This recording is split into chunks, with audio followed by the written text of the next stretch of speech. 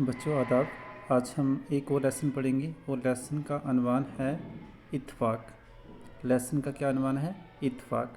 तो सबसे पहले मैं आपको बता दूं कि इत्तेफाक होता है आपस में मिलजुल कर रहना, या फिर बिल्कुल मैं शॉर्ट में कहूँ तो एकता। ठीक है। और इसका अपोजिट होता है ना इत्तेफाकी, यानी कि आपस में लड़ाई झगड़ा करना।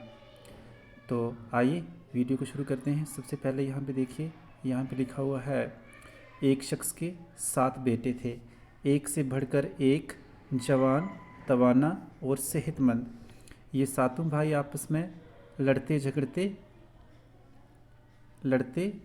रहते थे। वो शख्स अपने बेटों की लड़ाई, डांट डपट और नाइतफाकी से काफ़ी परेशान था। क्या था? परेशान था। बेटों को बहुत समझाया लेकिन बेसुध। तो यहाँ पर हमने ये देखा कि एक कोई शख्स था, एक आदमी था, उसके 7 बेटे थे। वो देखने में तो बहुत अच्छे थे, ताकतवर थे, लेकिन आपस में लड़ते झगड़ते रहते थे। और जो बाप था वो अपने बेटों की वजह से काफ़ी तंग आ चुका था। आगे देखते हैं। यहाँ पे देखिए, एक दिन बाप ने सातों बेटों को एक एक लकड़ी लाने को कहा। सभी एक एक लकड़ी ले आए। सभी एक एक लकड़ी ले आए। बाप ने सभी लकड़ियों का एक गट्ठा बना लिया, फिर बड़े बेटे को दिया और कहा कि इस गट्ठे को तोड़ दो। क्या कर दो? तोड़ दो। उसने भरपूर ताकत लगाकर कोशिश की, लेकिन गट्ठा तोड़ ना सका। बाप ने यही गट्ठा बारी बारी सातों बेटों को दिया, लेकिन उनमें से कोई एक भी उस गट्ठे को ना तोड़ सका।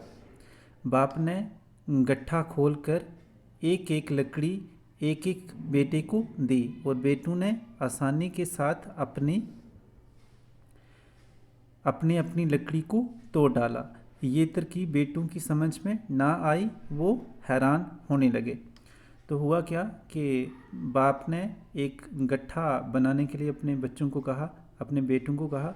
तो उन्होंने लकड़ियों का एक गट्ठा बनाया, फिर उसने उस गट्ठे को बारी बारी सभी लड़कों को दिया और तोड़ने के लिए कहा, लेकिन वो किसी से ना टूटा। और आखिर में उसने उस गट्ठे को खोला और उसमें से एक एक लकड़ी निकाली और फिर एक एक लकड़ी को तोड़ने के लिए कहा। तो बेटों ने उस लकड़ी को आराम से तोड़ दिया।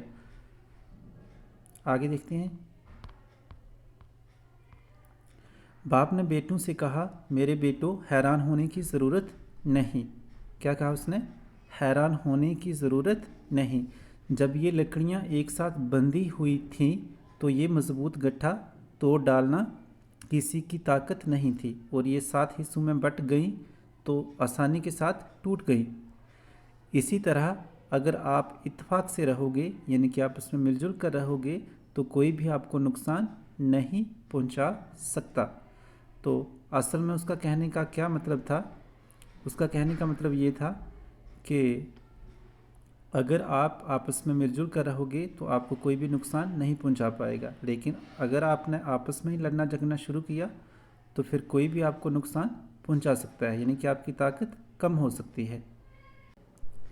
यहाँ पे देखिए, बाप का ये हकीमाना जवाब सुनकर